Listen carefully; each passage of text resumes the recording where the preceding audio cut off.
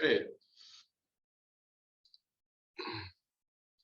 Well, welcome to Island Transit Maximized. This is Island Transit's webinar on our service improvement options. And this is the second webinar we've had today. And I'm Todd Morrow, the Executive Director of Island Transit, and we will be joined by Sean Harris, our Operations Manager at Island Transit, in just a few minutes. This is our agenda for this evening. Want to just update you real briefly on Island Transit today, but the real focus is on Island Transit Maximized, which is our service improvement options. And the hope is that through this webinar, we can give you information about these 6 different options that will help you in prioritizing what you think are the most important improvements that Island Transit could implement. And this information that you will provide us by completing a survey, you don't need to do it today, but at some point before the end of March, we will provide that information to our board of directors at their April meeting, and then they will make a decision ultimately, we expect, on which options they will implement. So the whole purpose of today's meeting is really to give you information so that you can make a good informed prioritization of those options. And there will be an opportunity to ask questions, and we're doing that by way of using the chat feature that all of you have on your Zoom platform.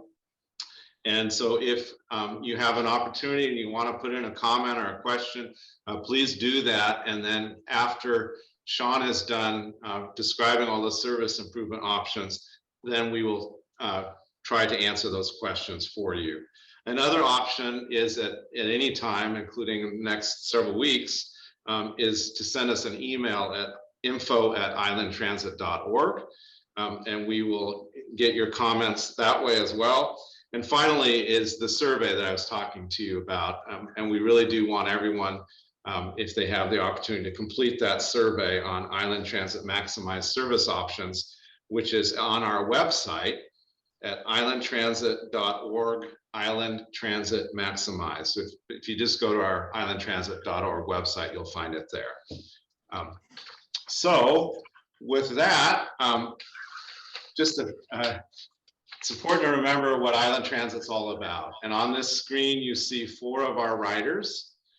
And this is why we exist. It's to provide opportunities and access and mobility for people all across Island County, Whidbey Island and Camano Island. And here you see another set of riders. And if you ever have the chance, go to our website, and there's actual explanations of each of these individuals that explains why they ride Island Transit. And they're really good and fun stories. And some of them have been in the newspaper along the way. So those are Island Transit customers, and these are Island Transit staff. These are the people who are proud to provide all of our customers the good service and access to opportunities. And I bet some of these you might even know, whether it's from riding the bus or maybe you live in the same neighborhood that they live in. And here's some more of our staff as well. And we're really proud of them. And I think they're proud of the job they're able to do for us in transporting people here in Island County. And I also want to thank the staff that helped put on this webinar this evening, which includes Sean and Meg and Celine and David, and then also Derek as well. Thank you to all of you for putting this webinar together, which I think and hopefully will be really helpful to those of you who are participating. Want to let you know who are the board of directors. These are the people that decide the policies of Island Transit and actually will make the decision ultimately about what service improvement options should be implemented. So from the city of Oak Harbor, we have Beth Munns. From the city of Langley, we've got Craig Sear. From Island County, Janet St. Clair. From the town of Coopville, Jenny Bright. From Island County, Melanie Bacon. And our labor representative is Lance Norton. And before we get into what Island Transit is doing today, I just also want to just remind you, I don't know if all of you who are participating today have ridden with us at Island Transit. But if you haven't, I'd really ask you to give us a try. Use us for one of your trips. It's easy to ride on Island Transit. As you know, you just hop on and ride. We don't charge a fare, so you don't have to worry about that. We have really friendly coach operators that will help you make sure you get to where you need to go. And also, in response to the pandemic, we have state-of-the-art air cleaning technology on our buses as well. All right, so let's move on. And obviously, there's two things that are really important at Island Transit right now, the main things that we're working on. And of course, the service expansion, which you're here to learn about, is that. And that's Island Transit Maximize. And that really gets at issues of equity and providing access to opportunities for everybody here in Island County. And then the other thing that we're really spending a lot of time on is decarbonization and a transition to a zero emission fleet, meaning getting away from diesel and gas powered vehicles to a sustainable energy source. And that's all about addressing climate change. And so I just real briefly want to talk to you about our fleet transition and decarbonization efforts. There's four main things that we're engaged in right now. One of those is we have committed to the Federal Transit Administration's Sustainable Transit for a Healthy Planet Challenge. We have also requested funding to help purchase 5 battery electric vans that we will hope to use in an on-demand pilot service that Sean will talk about in a little bit. And we are also in the process of installing solar panels on our 2 operating bases. We have an operating base in Coopville on Whidbey Island, and we also have an operating base on Camano Island. And both of them will have solar panels on their roofs to help us become a more sustainable operation. And then finally, we are actually in the midst of beginning a transition to a zero emission fleet. Now, doing that transition has challenges, particularly in the rural environment that we are in here in Island County. It's very different than, say, if you were in Seattle or Everett. One of the things that's unique is we have very long bus trips. And because of that, we need vehicles that can carry, can perform long range. And that means that we need to have vehicles either with good batteries or a good fuel source that allows us to do that. And right now, at least in the battery electric world, that's a bit of a challenge still. Although there are some options in the big buses, none of those have the full range that we need. And then there are fewer options in the smaller and mid-sized buses, which make up most of our fleet. So those are some challenges there. And then of course, another real challenge for us is the power outages that we sometimes experience during winter and other storms, where we go without power for a day at a time, and sometimes longer, as you know. So we're not just looking at battery electric vehicles, because as I said, there are some challenges with their technology, but we're also looking at hydrogen fuel cell vehicles as well. So please stay tuned. We'll keep you updated as we make progress and continue our effort to decarbonize and transition to zero emission fleet. In the meantime, just wanted to remind everybody that one of the most significant things that you can do to reduce your carbon footprint is walk or ride or take a bus rather than getting into a car. And in fact, that's one of the things that Island Transit does, is help reduce the amount of carbon by people riding with us instead of getting into their own cars. And we've got a nice statistic there that talks about what we did in 2019. So today, what we're all about is we're seeking public feedback on 6 sets of service improvements, which Sean will describe to you. And as I mentioned at the board's April board meeting, we expect that they will give us direction as to which of these we should move forward with.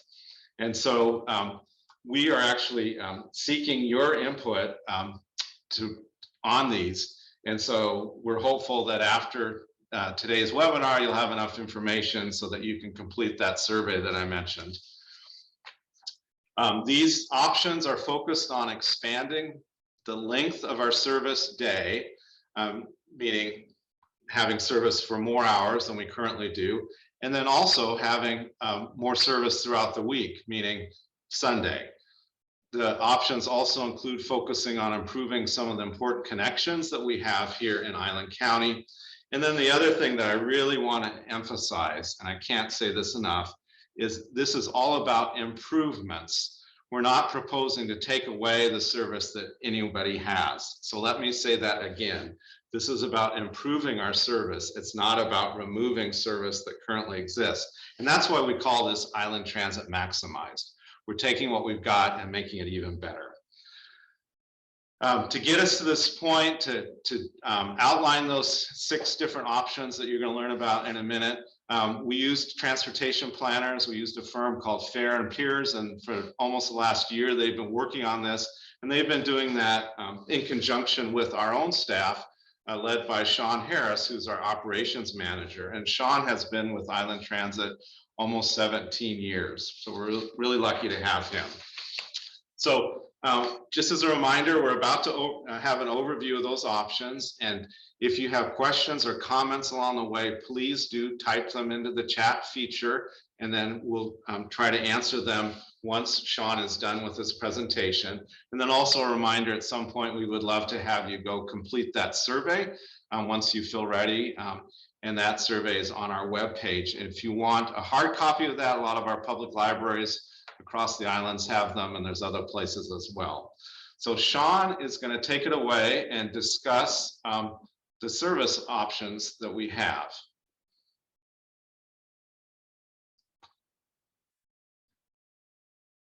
Sean, are you ready?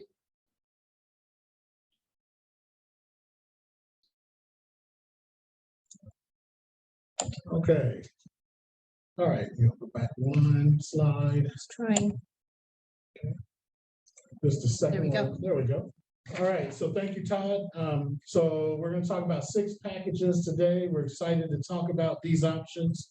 And as Todd stated before, no one will lose their service with these options. And if anything, these are designed to increase coverage. So I'll start it off with package number 1, and that's Sunday service. So currently we don't run on Sundays, and this would be a proposal to do so. And that schedule would look the same as Saturday service.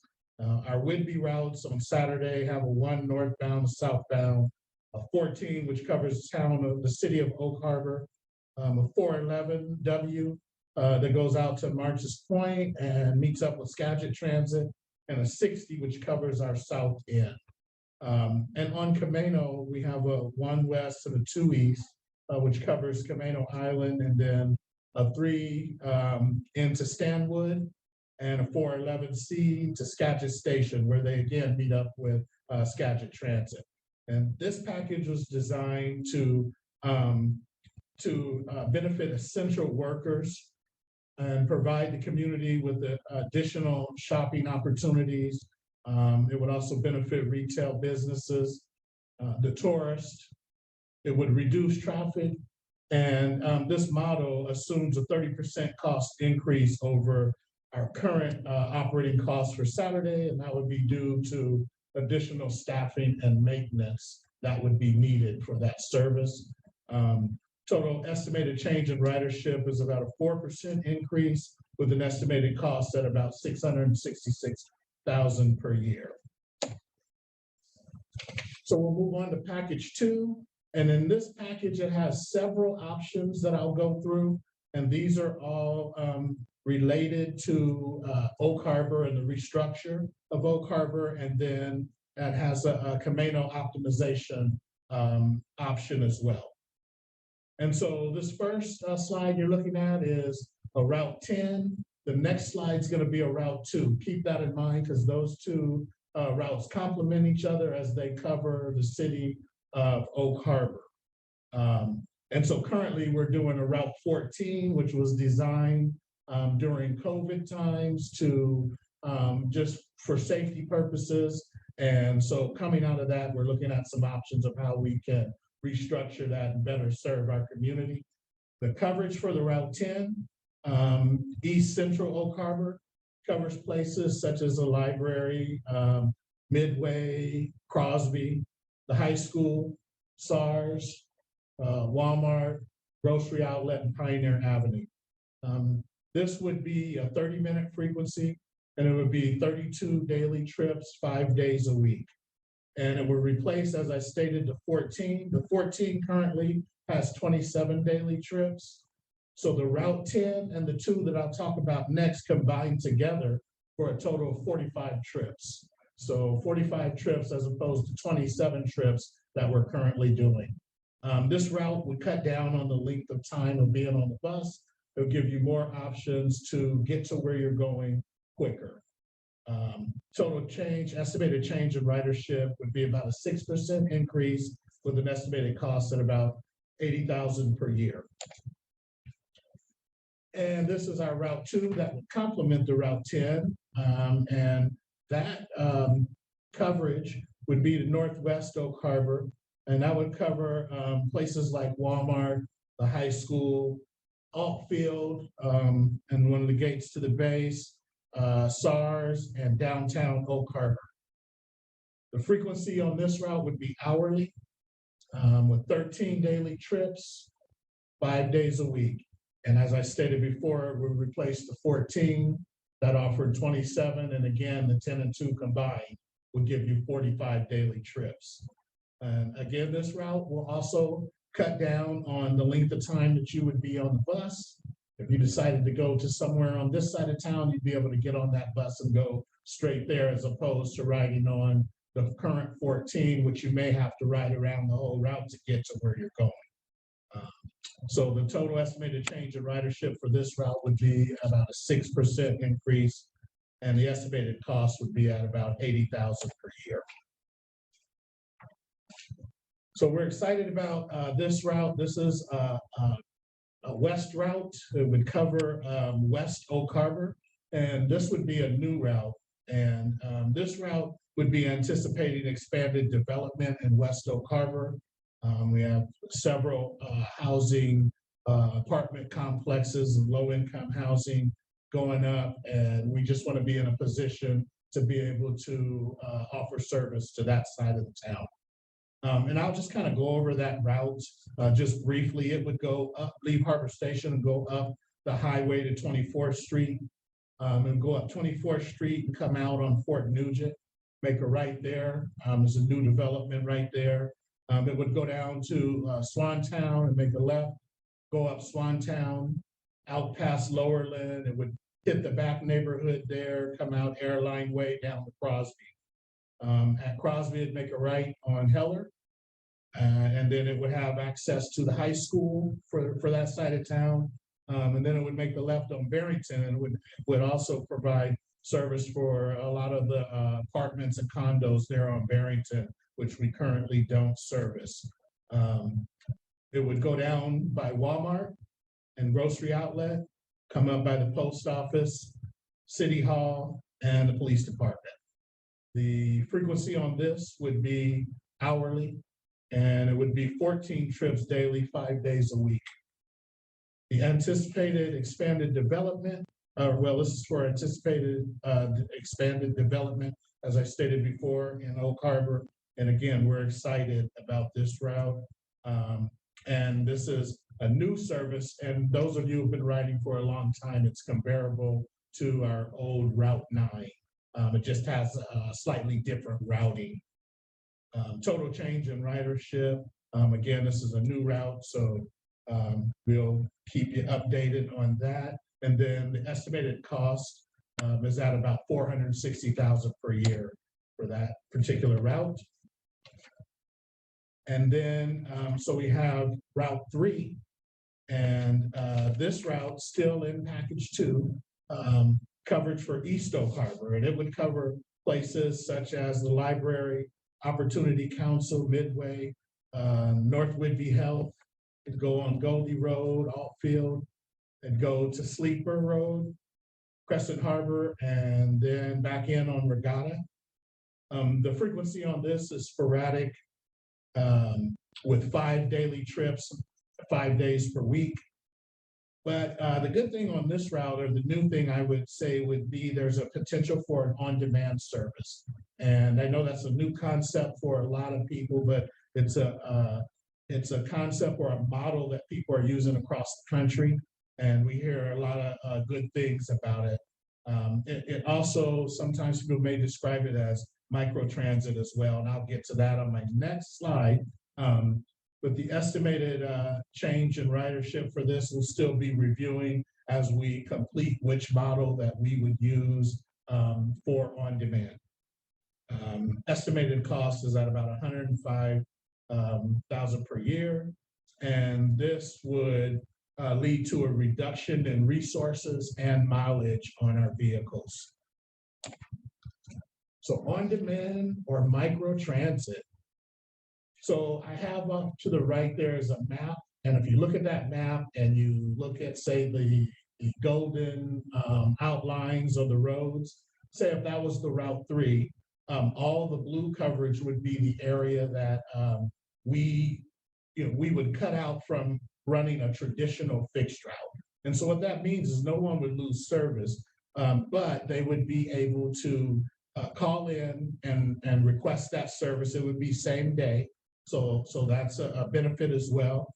Paratransit clients would benefit from that. Currently, they call in 24 hours in advance to schedule. They would still be able to do that, or if they didn't know if they were going till that day, they would be able to call in same day and get their ride request. And so what we look at this as a worry-free customer experience. Again, as I mentioned, same day scheduling. There's a term out there that they're using across the country called co-mingling, and this will allow you to combine your paratransit service along with the general public as far as scheduling. So that you're just using your resources to be more efficient. And again, it would also give those paratransit clients, the opportunity for same day scheduling. If you had, for something done at the hospital, we get requests quite often, can you take us home today? And if they haven't mixed scheduled the day before, we're not able, based on the schedule that we have for the day, to take them home at the last minute or on the same day request. This would allow us to do things like that. You would be able to use a customer app. You could use your mobile phone, or you could use your desktop, or you could call in the traditional way into dispatch, and they would assist you with getting you your ride schedule. We think this will fill fixed route gaps, lower cost, reduce congestion, reduce emissions, and it would increase equity and access to folks in our community. We'd be able to customize this particular model to our community needs. There's a quick launch process involved with this, as far as from start to finish, training of staff, and then the apps and the things that we would use to get it up and running. It's probably about a 4 to 6 week process to do that. And this is also another exciting feature that Todd talked about early, is that it would give us the opportunity for electric vehicles. And our plan would be to use those electric vehicles on these on-demand routes. So I'll move on to package 2 still. This is the 1C and the 2C, Camano Optimization. And what this has done here, the map is showing a red outline. The red outline would be still fixed route, and that's the 1C. But you'll notice that down below, there's a gray shaded area, and that area would replace the current 2 that runs down about to Dolman. And we would then add on the rest of the south end that has never had access to service, and that would be a model we would use for on-demand service. So that would be additional service for Camano. So this coverage on this particular package covers places like Terry's Corner, Huntington Store, Cama Beach, Lost Lake, Camano Plaza, and Arrowhead. The frequency on the red portion at the top for the 1C would be every 30 minutes, and that's an increase of up from hourly service. So now it would run every 30 minutes. We would bring folks from the shaded area into Bounds to make the transfer, and possibly on into Terry's Corner. Just depends on how the trip would be scheduled. So the trips would be 34 trips, 5 days a week, with the potential to be 6 to 7 days per week, because we would probably use the same model on Saturday and Sunday if that's adopted as well. This is up from 17 hourly trips.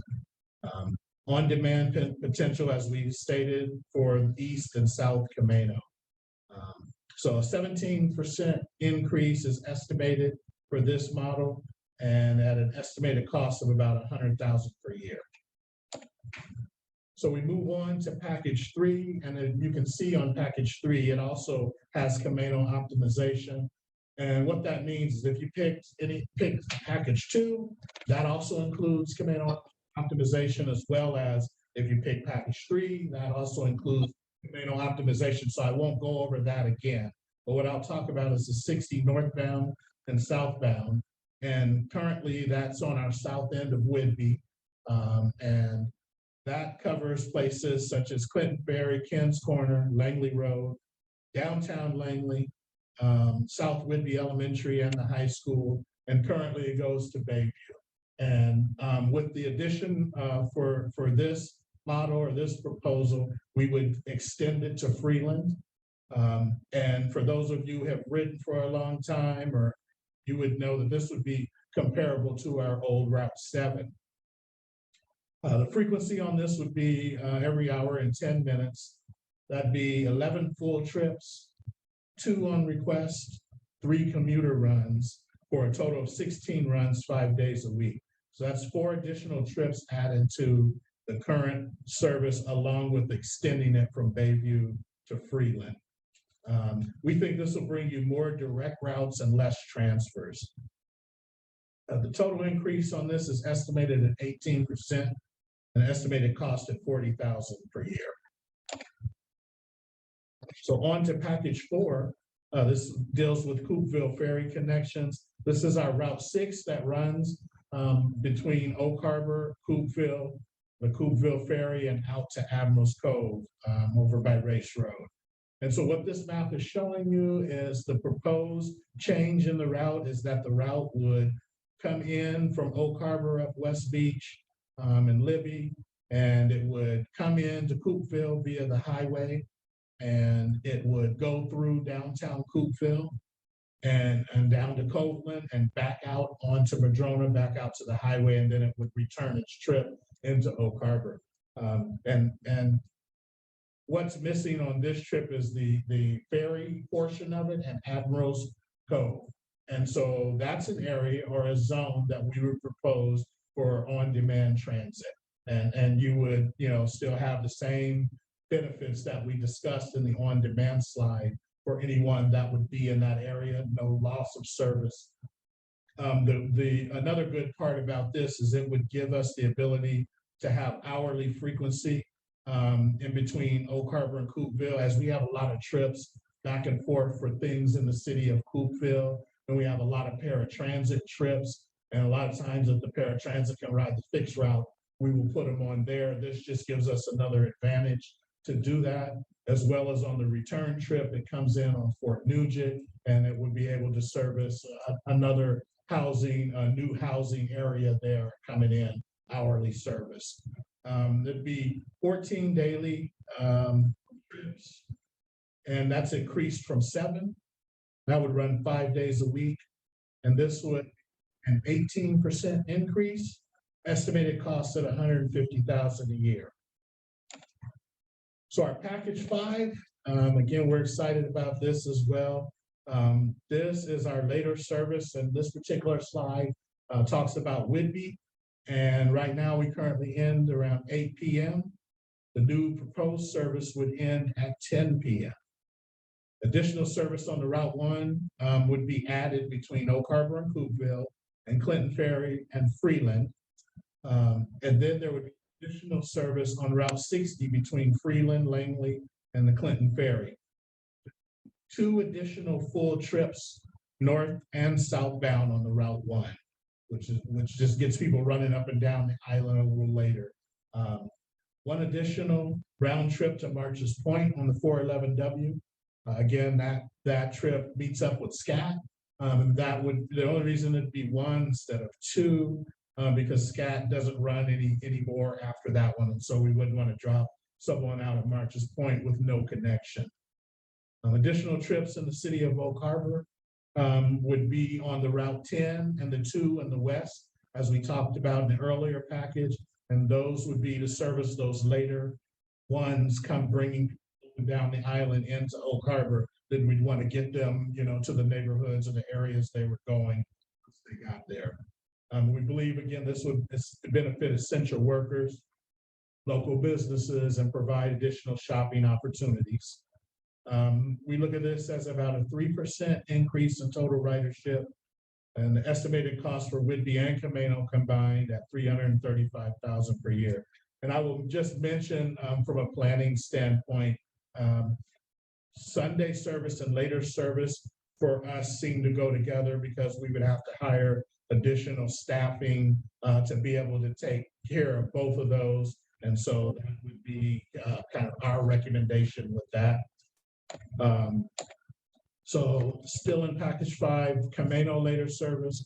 Right now, the current service ends at about 7:30, and the new proposed service would end at 9:30 p.m. There'd be 2 additional round trips or on-demand service to Stanwood. That would be decided. So that's your, do you run a traditional fixed route 2 more times, or do you use on-demand and you only go if you have riders at that time?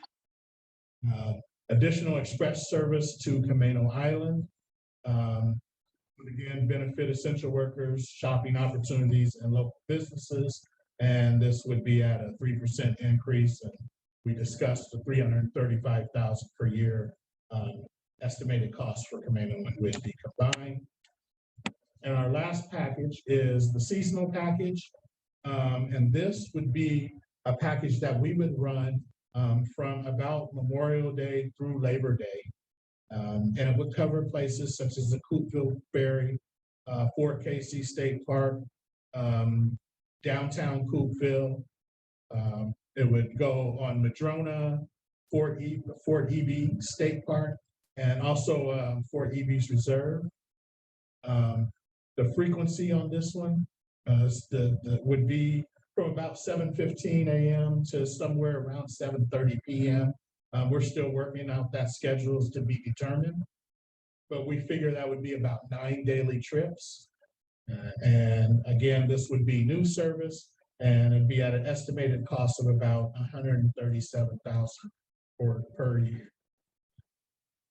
So those are the package options that we have for you. And again, as Todd stated, please fill out the surveys or put your questions in the chat, and I will turn it back over to Todd.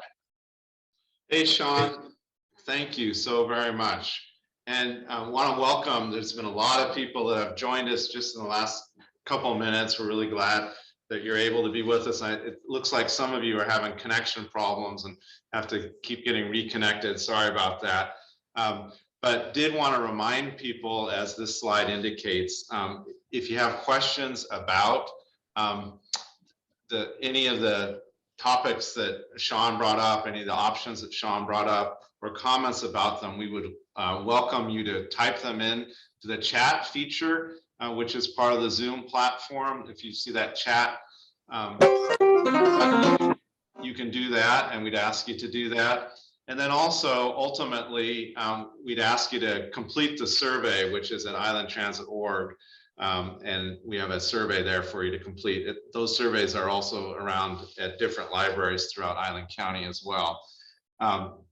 But what I want to do is, we've had some comments from Charles and some other things that hopefully, Sean, you and I can address. And one of the comments that Charles brought up, and again, I'd encourage others of you to type in any questions that you have, because this is the time for us to respond directly to questions or comments that you do have. But one of the comments that Charles provided was how important Sunday service is to him. He lives between Oak Harbor and Coopville, and so it's hard to go anywhere because he does not have a car. And so he's really hoping for Sunday service. And he also pointed out that currently the buses end early, and that is a hindrance to him as well. So having evening service would really be good as well. So Charles, thank you for that comment. And then I know, Charles, later you asked a question. You said, will the buses have interior lighted signs that say what the upcoming bus stop will be? Some buses have this, many do not. So when I ride, it can be very dark outside. I have no idea where I am, so I need to yell from the back of the bus to the driver. It feels crazy to do this. Charles, thanks for that question. And you're right, that's an important thing. And in fact, Island Transit will be installing on all of our buses those sorts of signs to make it easier for people to know where they are and what the upcoming destination is, so that they can get off where they need to go. And you're right, our bus drivers will help you in the meantime. They're pleased to do that. Don't feel like you're being crazy or causing them any problems. That's what they're there for. But we did get a grant from the state of Washington that will help cover some of the cost of adding in those signs, and we will be installing them. It won't happen right away. We still have to go out and get a vendor and all that sort of thing, but it is something that's coming down the pike. And in the meantime, please continue to talk to the coach operators. They'll help you with that. Okay, so got a comment from Tony Zors, and excuse me if I mispronounced your last name. And he has been a paratransit user in Skagit Head, and of course he's lost some service due to COVID, and he needs to get up to Kent's Corner, Langley, and Clinton. And so he's wondering about, will this on-demand service replace paratransit here? And Sean, I think it would also be helpful if you could talk about what on-demand and what sort of service we're going to have under these proposals at Skagit Head area, please.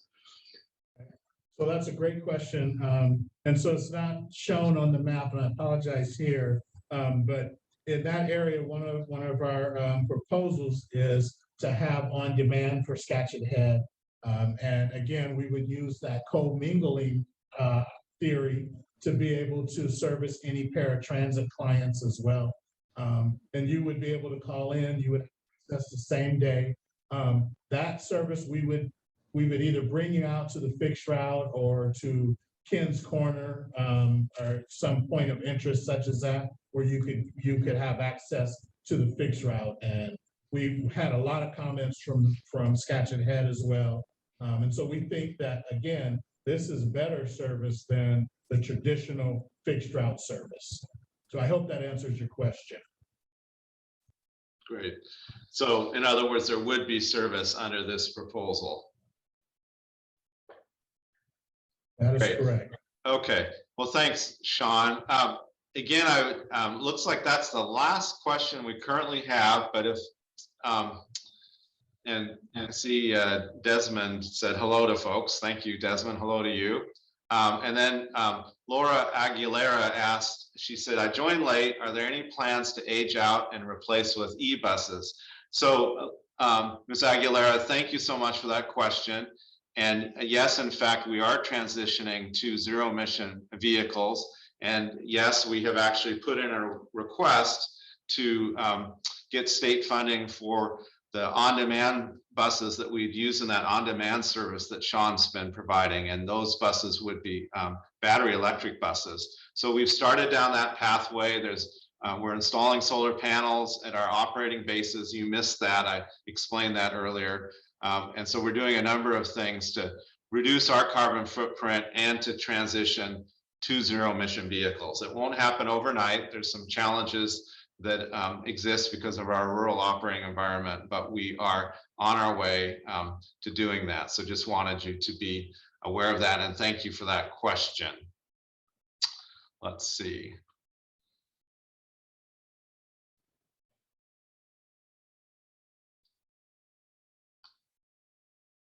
All right.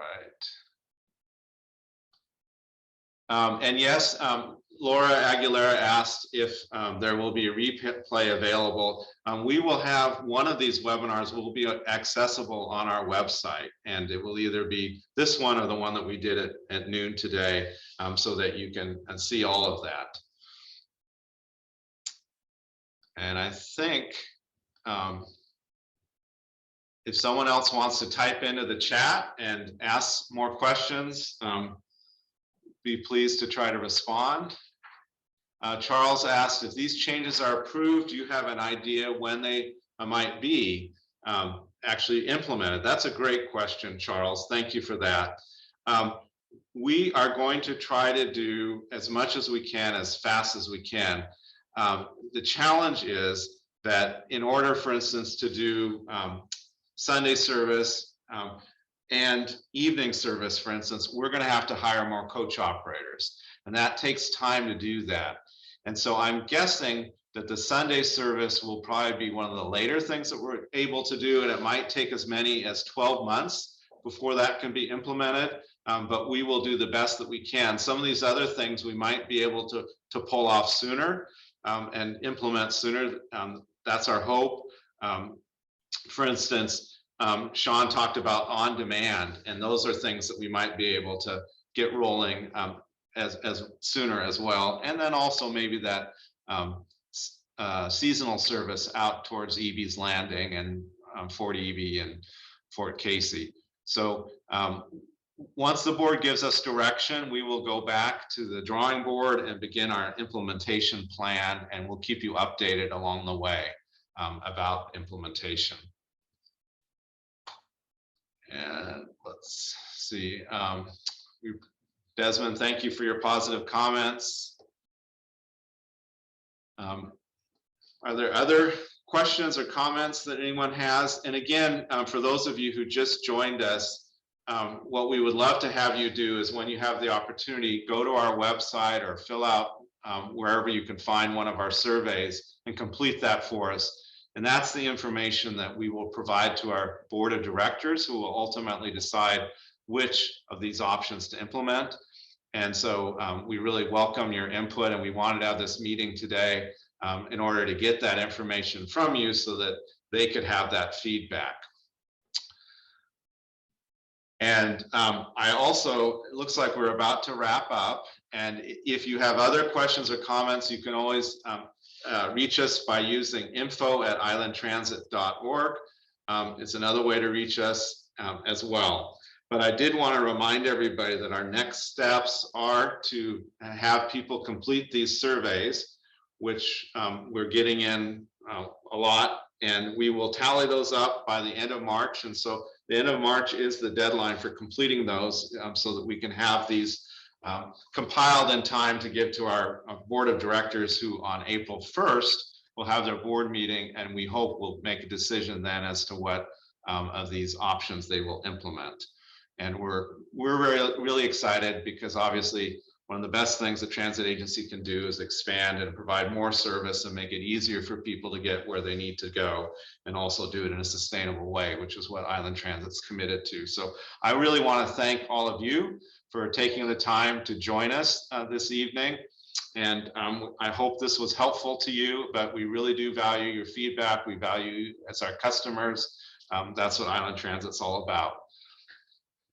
So with that, thank you, and I wish you all a good evening. Take care. See you, everybody.